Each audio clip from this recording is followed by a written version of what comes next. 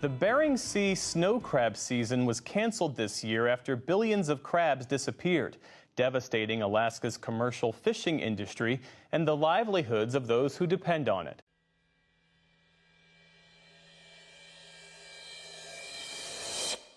Hi, and welcome back to the third episode of Tipping the Iceberg. I'm your host, Silja Zimmermann, and I invite you to join me on a journey to explore the food system of St. Paul Island in Alaska.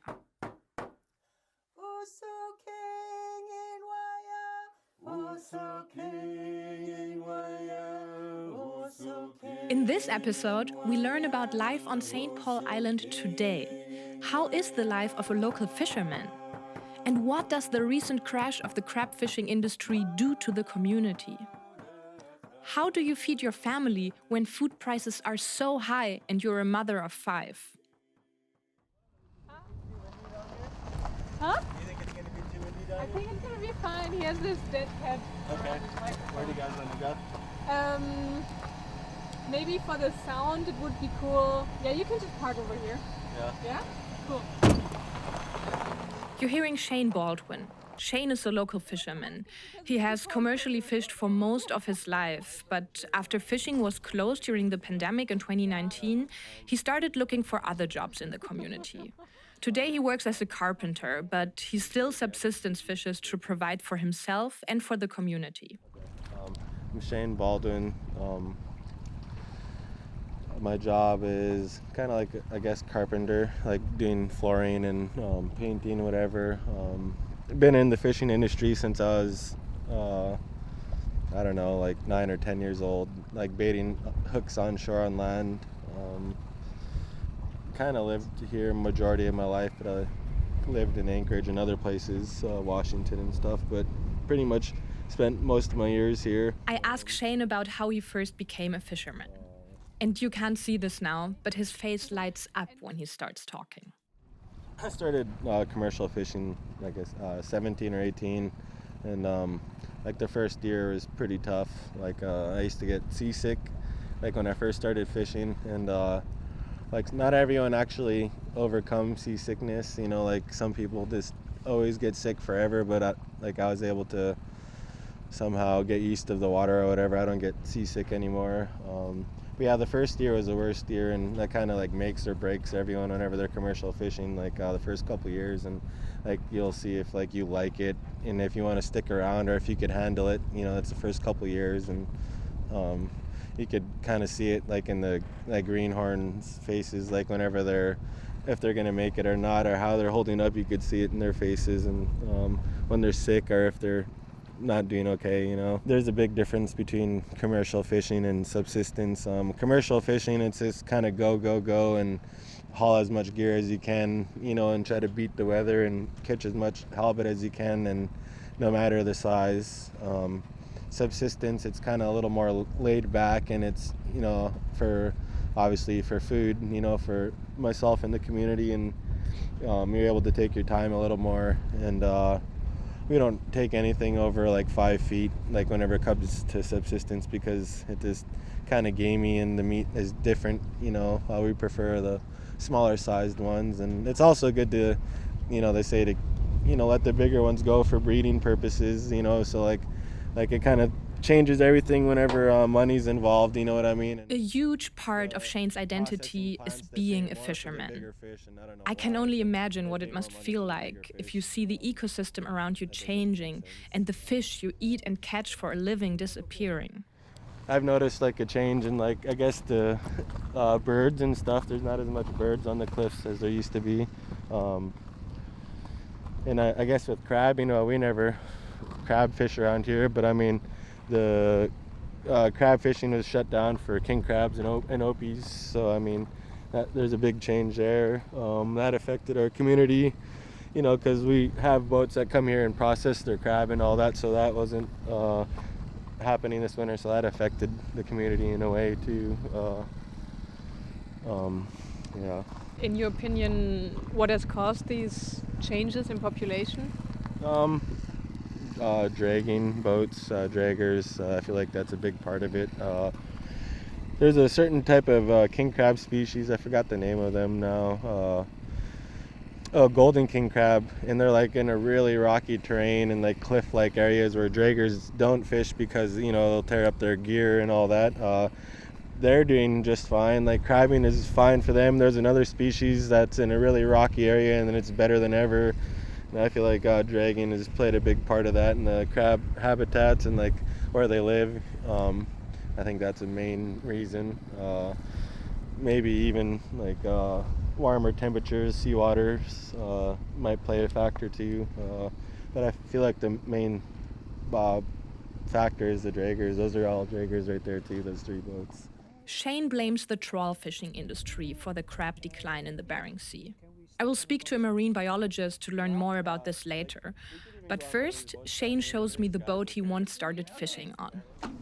I'll take your gear in a second. You take your Dramamine seasick pills? No, I'm joking. I'll be fine. I'm joking. Yeah, it's a little stinky. This is Simeon's boat, he won't care. Oh, it's Simeon's? Yeah, Okay. yeah. And this looks like he is also commercially fishing with this Yeah. one. Yeah, that's a drum right there, and that's the long line right there. And then, but yeah, you could either do it that way, like have a drum, or you have like a line hauler. He used to have a line hauler right here, where it just in the skates, like or a drum. You could do either or.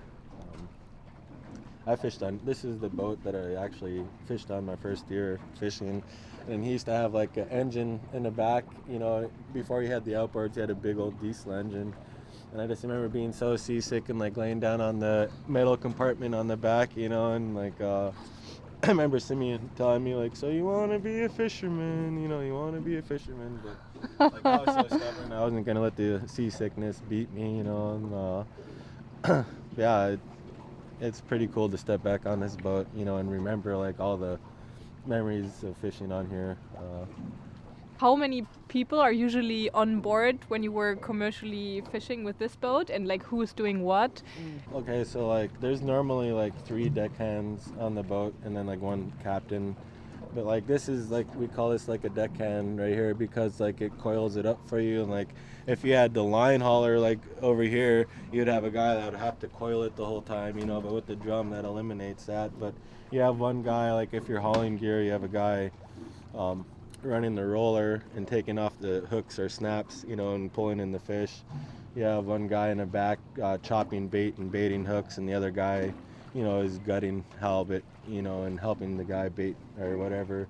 And I guess if you have a coiler, one guy's coiling, and like normally like the skipper's in the cab driving and staying on the gear, but like some boats they have like a steering wheel on the outside with the hydro, so you could like drive your boat outside and while you're hauling gear.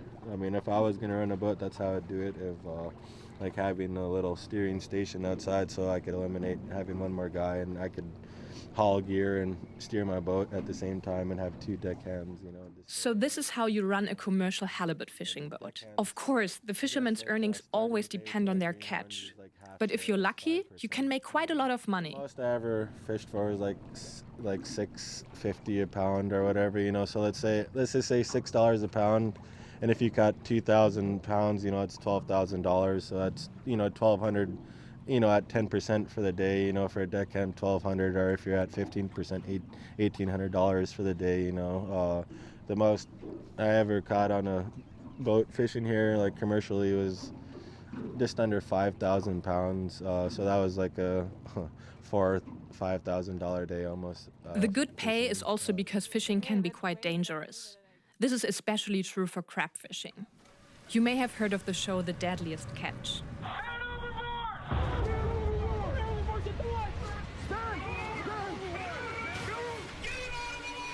The show is actually filmed here and is known for someone going overboard every now and then. But even when fishing for halibut, things can go wrong. I've never came across any injuries or had any injuries. Like luckily, I guess I've had a few injuries but nothing that.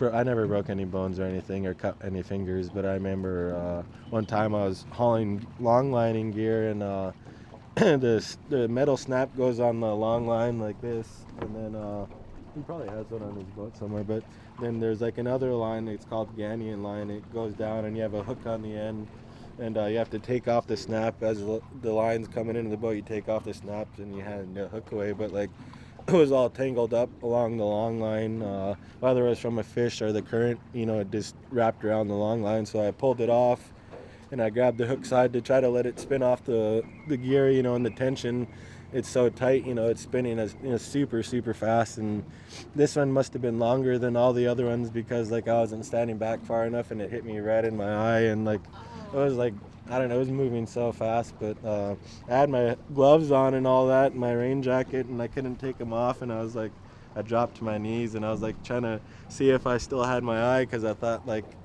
it hit my eye so hard, I thought I lost my eye. But and then there was another time where setting gear, and I didn't get hooked, but it hooked my glove, and we had a greenhorn. He was working with us, and it was like probably one of his first days, and I got stuck, and the hook got stuck on my glove, and I was holding onto the line to try to get my glove off, and like the greenhorn was about to yell for the skipper to stop, and I was like, hey, don't say nothing, and then I just ripped my glove off and let my glove go off with the hook, and I just finished setting gear with one glove on, because like if I told him that I got, my glove hooked, he would have started setting gear way slower. Like he would have slowed the pace down of setting gear, and it would have took a lot longer, so I didn't want him to say anything. And then I told the greenhorn, I was like, yeah, it's probably not the best thing trying to tell you not to say anything whenever you see a crew member get hooked, but I just didn't want to say anything. And then we ended up hauling that gear the next day, and my glove was still on there. And then my skipper was like, oh man, we must have set over somebody. We must have set over their gear. And Shane goes on and on and on. Over somebody's gear. He has so many stories to tell. For me, it becomes really clear that being a fisherman is a huge part of his identity.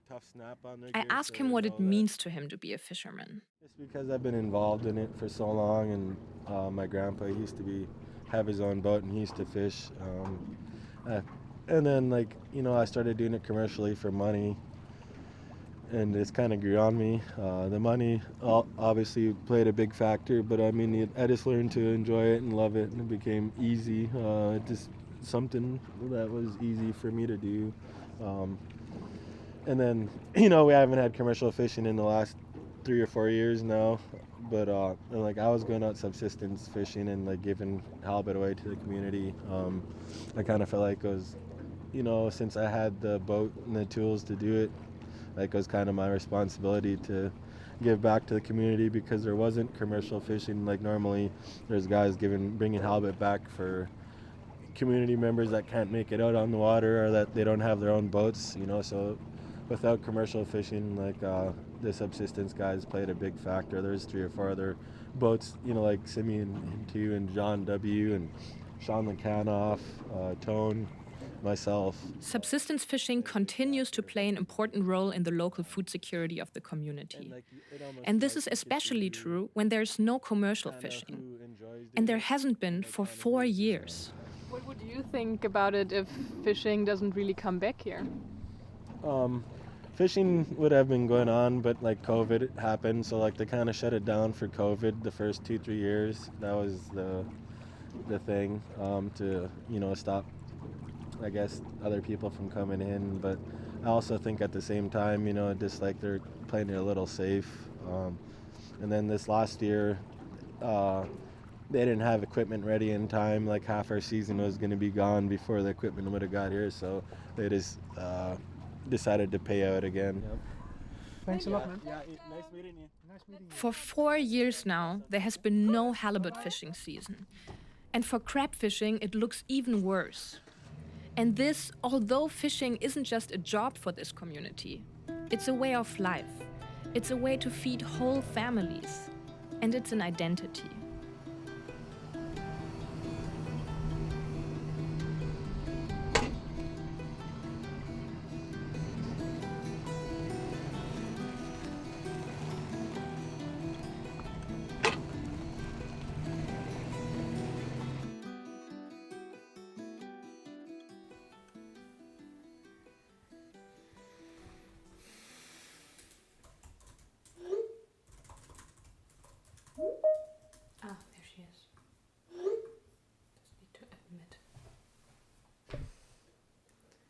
Hi, Veronica. There it is. Yeah, there it is. Sorry, I needed to admit you or like let you into the meeting room, which What I is didn't happening? see. Okay, I know I'm already in the meeting. Can you hear me? I can hear you. Shane said he's concerned about the trawl fishing industry and its effects on the ocean. I want to meet Veronica Pedula, a marine biologist who worked for the Ecosystem Conservation Office of the Aleut Community of St. Paul. I want to hear her opinion on this.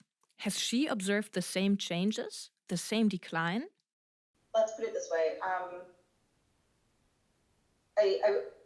I was an employee for the tribe from about 2017 to the end of 2022, but I've been going out to islands since 2014 for things like education and outreach purposes, seabird camp, Bering Sea days, things like that. I consider St. Paul a second home. It has a very giant piece of my heart, and from where I sit today outside of Alaska, there's a hole in my heart that is the shape of St. Paul Island. I miss it dearly. Being connected to the island, even in the short time that I've been connected to it, I've seen lots of changes. For me, someone who, in my personal research background, I study seabirds.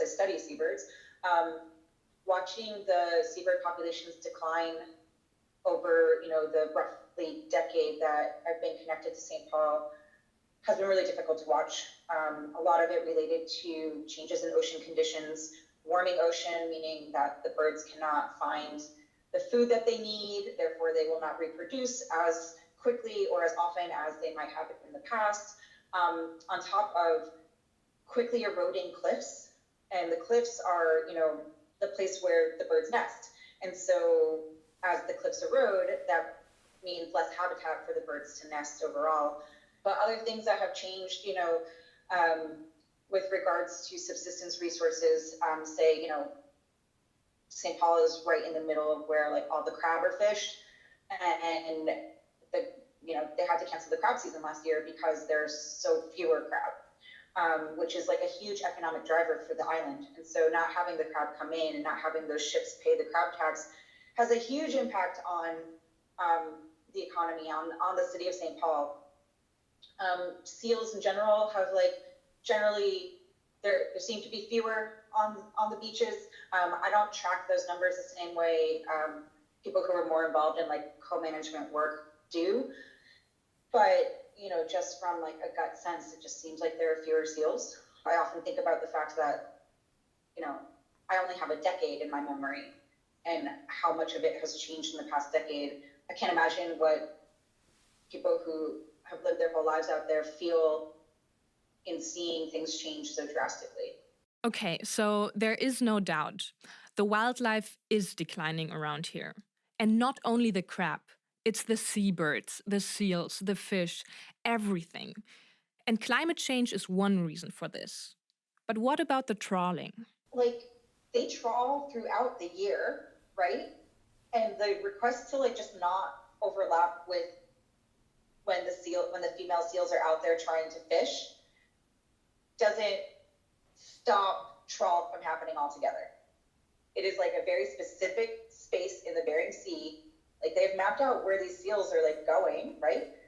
To ask for just that little space for a couple months means that they're still making money by trawling, right? So you're not getting rid of trawl entirely in making that request.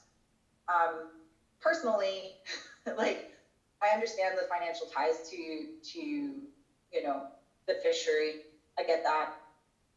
I just wonder, at what point do you say well, there are no more pollock in the ocean either? Do you just fish until there are no more fish and say we're gonna make money now? Or do you slow things down and make less money now so that future generations can also make some money? What Veronica is saying here is yes, the trawl fishing industry has, without a doubt, a huge negative impact. But the community doesn't even ask them to stop overall. They are only requesting them to limit their activities so that the negative consequences for the community aren't as drastic. so that they still have some fish to feed their families with and maintain their own small fishing industry. And one of the biggest losers are the seals themselves. Seal like pollock. Humans also like pollock. People make a lot of money off pollock. The trawl fishery is alive and well in the Bering Sea, and they overlap their trawling with when the female seals want to go out there and forage for fish also. Like they're like literally using this. They're competing for resources. And so fur seals can't stand up to a trawl net. That's all there is to it. Like, this might get controversial, but like, if you just asked trawlers to not overlap with when female fur seals are out there trying to get food, maybe they would stand a fighting chance to like have better survival. And I know that that's been on the table for a while as like a possible solution, but it doesn't seem like anybody's willing to make that happen, which is frustrating. When the Bering Sea is being overfished to such a degree, it affects not only the fish species that are fished for and those that go into the net as bycatch, but the entire ecosystem and the communities whose livelihood depend on this ecosystem.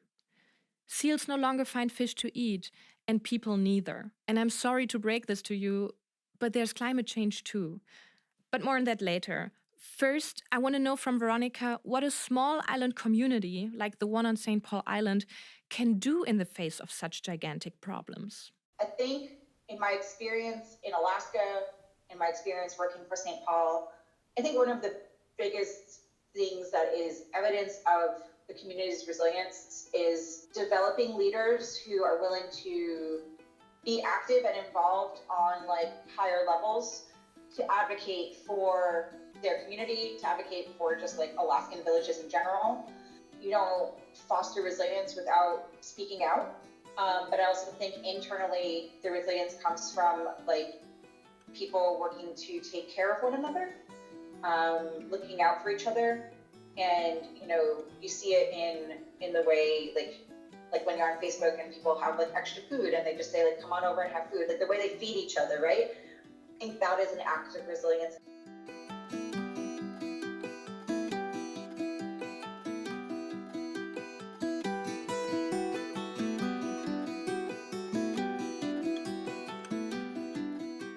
Veronica says she sees St. Paul's resilience in strong advocates who stand up for the rights and concerns of the community. But how can this be done, standing up to an industry that has such a big lobby, that is so powerful? I want to understand better how St. Paul's local commercial fishing industry is organized. I need to think back to when I met Jacob. He said, "Don't bite the hand that feeds you." And also Veronica talked about financial ties to the trawl fishing industry. I want to understand this connection better. To what extent is St. Paul's fishing industry connected to the destructive activities of the large-scale trawlers? To get to the bottom of this question, I meet with the Chief Operating Officer of the Central Bering Sea Fishermen's Association, Ray Melovidov. My name is Ray Melovidov. I'm the Chief Operating Officer for Central Bering Sea Fishermen's Association. I've been working for the company for over 20 years. I manage the company's fishing assets, mainly crab. And I also oversee a lot of the projects and programs that we run here on the island. CBSA stands for Central Bering Sea Fishermen's Association. The federal government created a program that allocates various fishery species in the Bering Sea, like pollock, cod, crab, groundfish. They allocate them to villages all along western Alaska, villages that are within 50 miles of the Bering Sea. Basically, when the commercial fisheries started, communities didn't have money to really invest in the fisheries and participate in them. So communities like St. Paul, they would just see boats offshore, earning money off the fisheries, and they had no access to it. So the program was created to give villages sort of, I guess, a stake in the fishery, a means to earn revenue, to do programs and projects like CBSFA does. CBSFA is the management organization for St. Paul Island under the Western Alaska Community Development Quota Program, short CDQ. The CDQ program allocates a percentage of all Bering Sea and Aleutian Island quotas for fish and crab to eligible communities. With the revenues from this, CBSFA then funds different community projects. Oh, economy-wise, I guess we earn our revenues from fisheries that happen outside of St. Paul, and we take those funds and we use them to do things in the community. We don't necessarily do things in the community to make money. We do them to help better the community. In terms of like directly addressing food security, we have a program that provides seafood products to elders into the community. I think on average we spend about $100,000 on various seafood products: halibut, crab, sometimes cod, sometimes pollock, and we distribute it to all the elders and other households in the community. I think elders get between 50 to 60 pounds of seafood. So we basically operate the entire local halibut fishery here. We have infrastructure, we have equipment to help fishermen sort of be successful in their fishing operations. We have cranes that help them get their boats in and out of the water, trailers. We spent $5 million on the boat shop down there, the new building, in partnership with the tribe to help vessel owners sort of maintain and repair their vessels. We hire a crew every year to put the docks in and out of the water. And even though we didn't have fishing the last few years, a commercial fishery, we still put the docks in to give fishermen a chance to go subsistence fishing. That's really important to who we are and allows fishermen to do what they love, even if there's not a commercial fishery. It's nothing new, but we hear it again. Fishing is extremely important for the community, for its economy, as well as for its identity. And maybe you can even hear it in his voice. The last few years have not been easy. Well, the biggest challenge obviously is like this town depends on Apelio, depends on snow crab for tax revenues to the city, to support businesses like TDX sells fuel to crab boats, the city sells fuel to crab boats, TDX has pot storage. There's all these other secondary impacts that affect the economy with the crab crash. So I'd say that's easily the biggest challenge we face. I think on average the city was generating $2.5 million in crab revenues from the landings from snow crab, and that's gone. So it's challenging in that we have to try to figure out what to do next for our economy here to make sure that people are comfortable and believe that St. Paul is a good place to live, given that this is a serious challenge. It's basically like the second time in 40 years that St. Paul's going to have to figure out what to do with its economy. Okay, I will ask him now. What does he think has led to the crab crash in the Bering Sea? I think the general consensus is that there was a large mortality event just due to those changes in ecosystem conditions, environmental conditions. Sort of three main things as to what caused the crash. I think it was with how densely populated crab were, with how tightly knit they were together. The bitter crab disease was prevalent. Whenever crab have bitter crab disease and they transmit it, they have a high mortality rate. Almost all of them that get are going to die. With the lack of cold pool, it allowed predation to occur. So usually the cold pool keeps codfish out, but with the lack of cold pool, the cod were able to go in there and probably eat up a lot of crab. And then the third was with the water getting warmer. There's some thought that it increased the metabolic rate of Apelio when they just, they might have just starved to death because they were, their metabolism increased. So those are, from what I understand, those are the three sort of things that happened that contributed to the crab crash. So climate change, sure. I agree with Ray 100% on that. But what about the trawl fishing industry? Ray seems a bit cautious on this topic so far. I ask him again. But even when I ask directly, I don't get a real answer. I think Ray can't really comment on this. The trawl fishing lobby is powerful, and we don't want to mess with them here.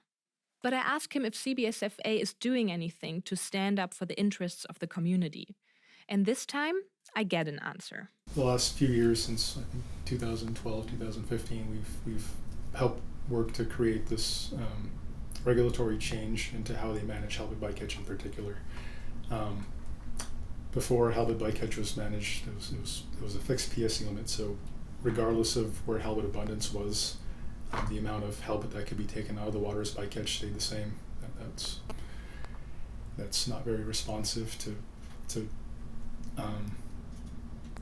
that's not a responsible way to manage fisheries. So we push hard to make changes to have halibut bycatch tied to abundance. So whenever abundance and the halibut resource changes, bycatch should as well. So I guess we're actively trying to do the best we can again to get fish out of the water as cleanly as we can. So it's all trying to maintain a balance. Again, we find ourselves between a rock and a hard place, walking this fine line, trying to just trying to do the best we can to exist sort of in both worlds. Let's hold on to this. Alaskan snow crabs have disappeared, and climate change is to blame. In October 2022, Alaska shut down its snow crab fishing season for the first time. Ever since the 2018 heat wave in the Bering Sea, the snow crab population has plummeted. A survey by the National Oceanic and Atmospheric Administration, or NOAA, indicated an 84% drop in the eastern Bering Sea snow crab population, from 11.7 to 1.9 billion. Climate change is undoubtedly a predominant factor in its drop, but it isn't necessarily the most significant one. Many Alaskan crab fishers, scientists, and environmental organizations have argued that bottom trawling has much to do with this drop. I asked Gray how CBSFA wants to deal with the situation in the future. And then I somewhat get an answer to my question, although indirectly. Even though CBSFA is heavily invested in the crab fisheries, we've done well with that investment and we've been able to sort of save money, put money away because we understand how sort of volatile fisheries can be. So we've been able to sort of save money because you just never know with fisheries, so you have to be prepared in case something bad like a crab crash happens. So we've been able to save money. We actually paid off our crab loan this year. It was like $12 or $13 million. We paid that off, and we still have a good amount of savings to continue doing what we do in town. But we also, with the crab crash, we're heavily dependent on sort of revenues from the pollock fishery, cod fisheries that our small boats participate in, the St. Peter and St. Paul, and also golden king crab. Those are sort of the three main things we're depending on right now for revenue. And those are fairly stable with the exception of some of the market impacts from Russia. So I think we'll be okay. I think we'll be fine. But we're focused on sort of what do we do in town. And as far as the outlook goes, I guess for crab it's sort of hard to say. We're just going year by year. We just have to see what the trawl survey says every single year on crab. It all sort of depends on what happens out on the water.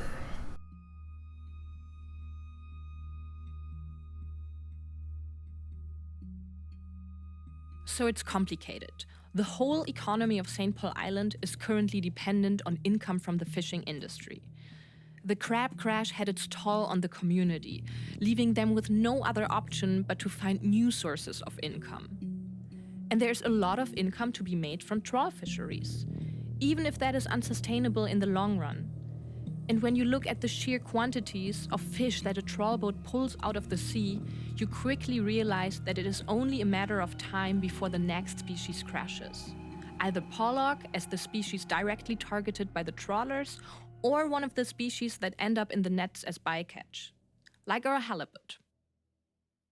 So much about the importance of fishing in the community. But there's also the store. Next, I'm meeting Ben Bordukovsky, manager of the Aleut Community Store. My name is Ben Bordukovsky, and I am the store manager, the on-site store manager.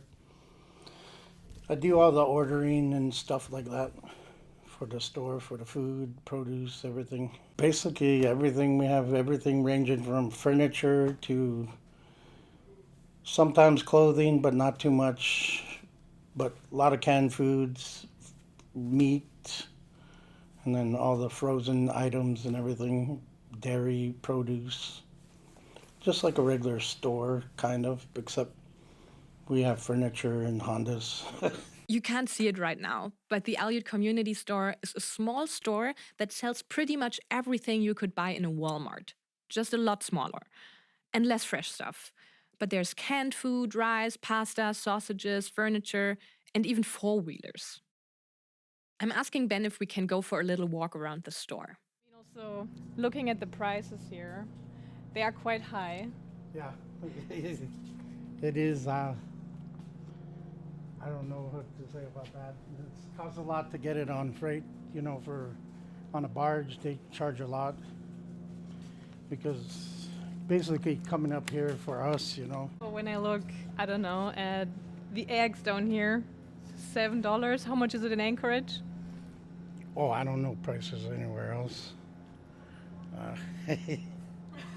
Probably 50% less, but that's Maybe. because of the shipping costs that are so Yeah, high. it is.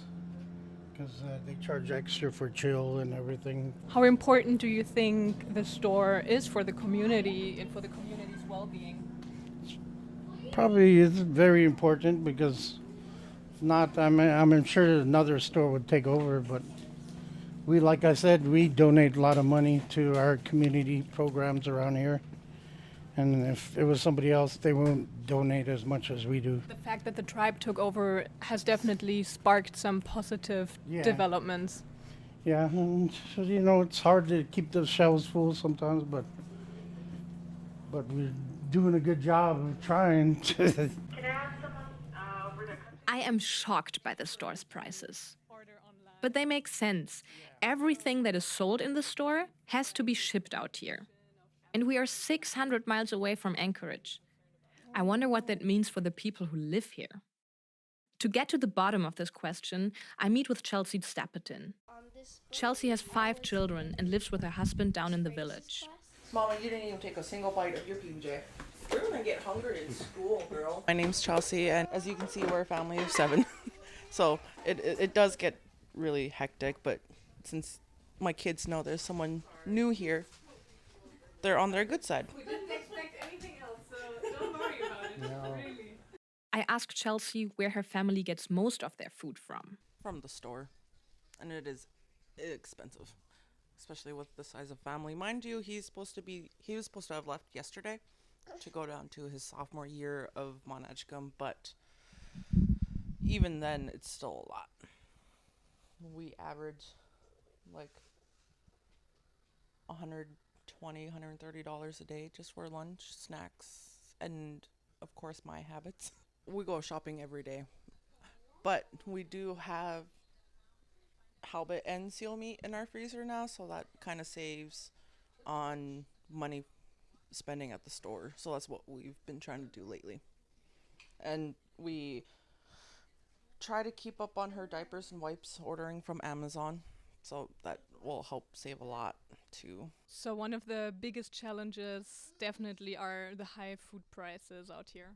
Yes. Like at one point we saw a DiGiorno pizza for like $30. And then it went down to like, what was it? No, 25, 26? No? And would you still buy it? Yeah. We have a thing throughout the week after cooking, meals all week and everything. Friday is our lazy day. So Fridays we have pizza. The money problems with how expensive the store is doesn't really bother me as much as it should. We do still live paycheck to paycheck, even with a 2-income household. Luckily, my boss is okay with me bringing baby. Usually, we're only allowed to bring them up to the age of 1. But since my job isn't as physical demanding as it usually is, she's okay with her coming with me. So that definitely helps a lot. Because with kids, with my other 2, it was $400 for 2 weeks for someone to watch them. Wow. So on top of the extremely high food prices, you also have extremely high costs of living, be it for childcare or pretty much everything else. Yes. The gas prices here are crazy. So we gas up the truck once a week. And it takes anywhere between 11 to 15 gallons, which equals like at the lowest, I want to say $90, and the most I've seen taken out of my account just from gassing it up was $140. And the red car, the one he uses, that can get gassed up once every 2 weeks. It's a lot. It sounds like living out here can be pretty hard for a family like yours, or in general, to like keep up with the high prices and all the circumstances that come with life here in St. Paul Island. So why don't you leave? Like, what makes you stay?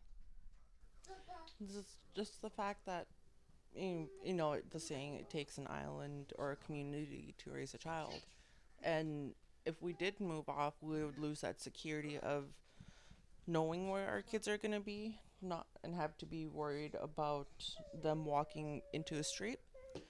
And in all honesty, it's the cost of the tickets and shipping vehicles. Like right now, for a ticket, it's $2,000, almost $2,000 round trip. So we can't afford that. Even one way right now is almost $1,000. We don't have $7,000 plus in our banks to be able to do that. So if there wouldn't be the high plane costs, would you actively consider moving off the island? If we had $15,000 to $20,000 saved up at $900 a ticket, yeah. Wow, it seems like whatever topic I bring up, everything is expensive out here. I asked Chelsea if she has any hopes for the future. Prices get lower. I think that's the only big factor, because there's plenty of jobs here. I know of at least 4 that's posted. I find it impressive how Chelsea manages to deal with 5 kids. No childcare, and her husband both having full-time jobs. You actually chose to listen for a change? Oh my gosh. It's because there's other people in the house, huh? But considering the prices I've seen at the store, I also realize there is simply no other way. You must work it out somehow, because what other option do you have? But I wonder what families do who can't go to work or who struggle to provide for themselves and their families. I want to meet Andronik Hansen. Andronik is the food bank manager in St. Paul.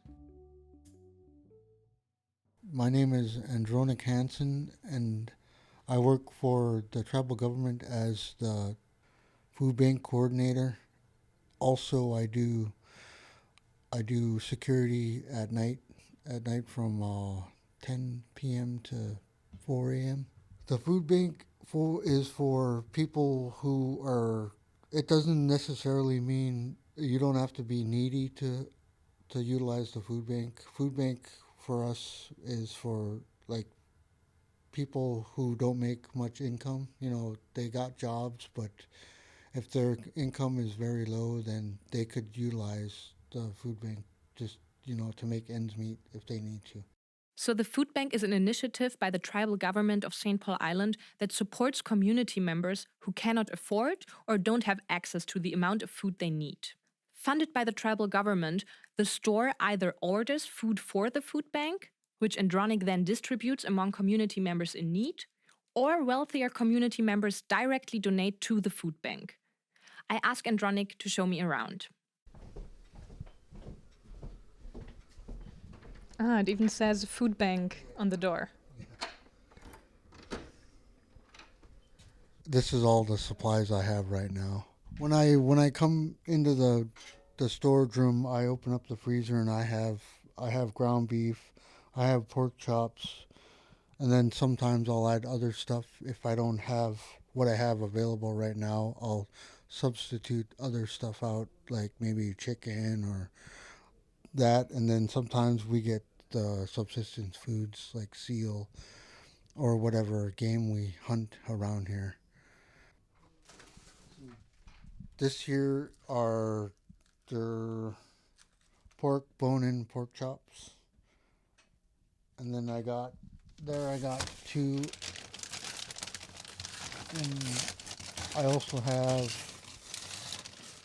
have ground beef that I put in the boxes that are requested. So I try to make at least 3 or 4 meals for a family when I make up one box. So when a family orders something or requests something for the food bank, can they give you like a a grocery list that of the items that they'd like to have, or do you just, everyone gets the same and you kind of prepare a bag of things that you think might be useful for the family? Yes, everything, they all get mainly the same thing, but in the future, I'm hoping that I'm able to either take a list from them if they have requests, or maybe they could even come here and go through the food themselves and pick what they want.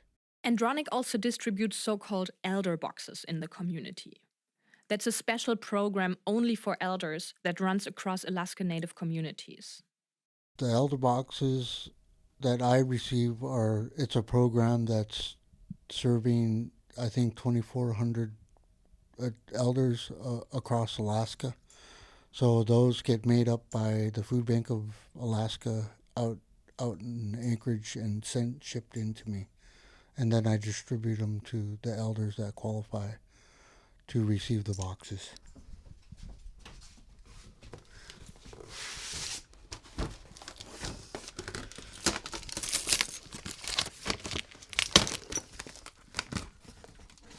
Okay, we have some non-fat dry milk, powdered milk.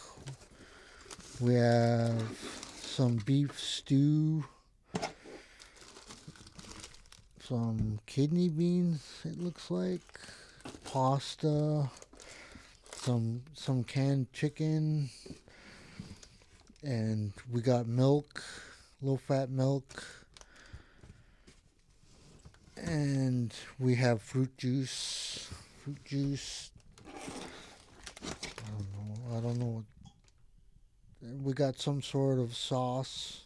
Oh, it's spaghetti sauce, and healthy cereals and vegetables. And do you know how many elders are currently supported with those boxes in St. Paul Island?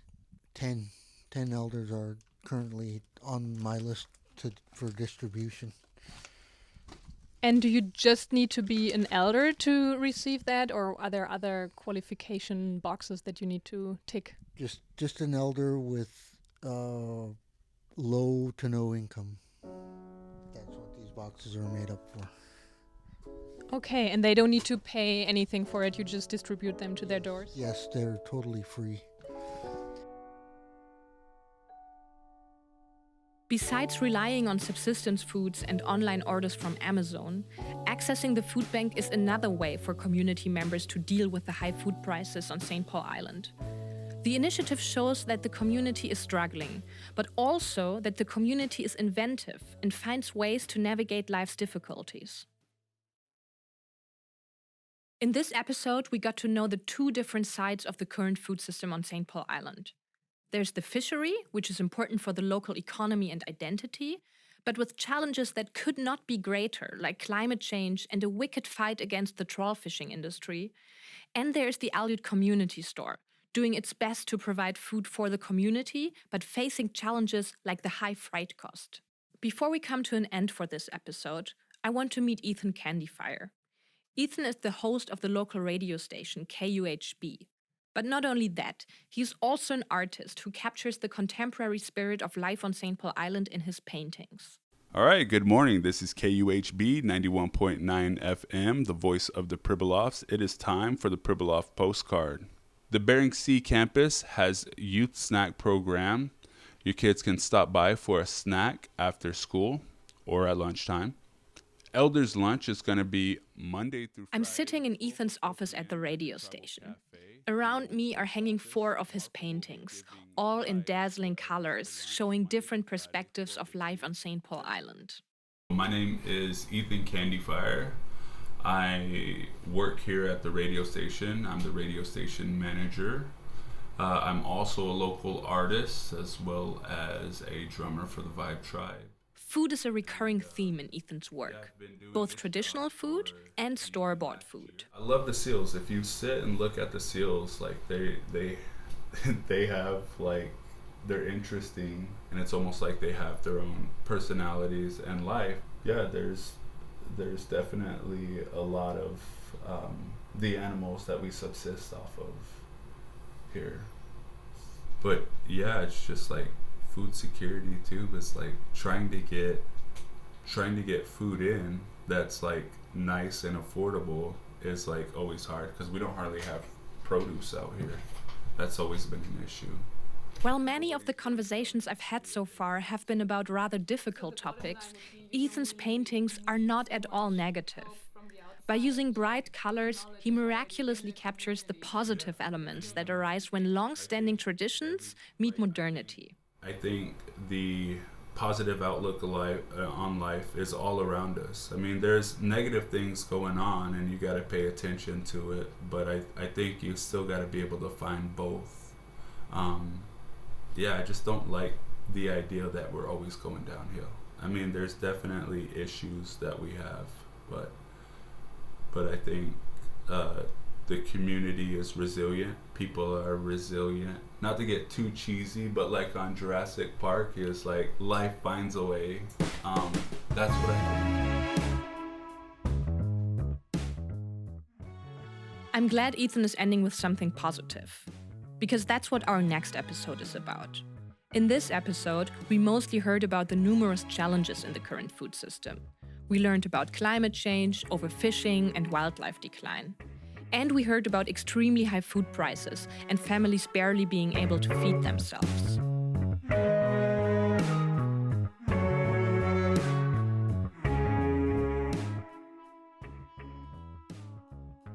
Nonetheless, I believe there is hope for a better future. The community has proven resilient throughout its troublesome history. So I am certain they will find a way this time too. They have to. And there are already plans and small initiatives that can contribute to a more positive future. This is what we will dive into in the next episode of Tipping the Iceberg.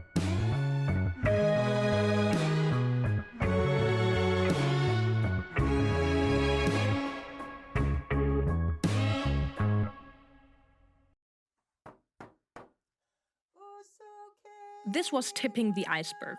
The show is brought to you as part of my PhD project at Utrecht University in the Netherlands and was created in collaboration with the Aleut Community of St. Paul Island.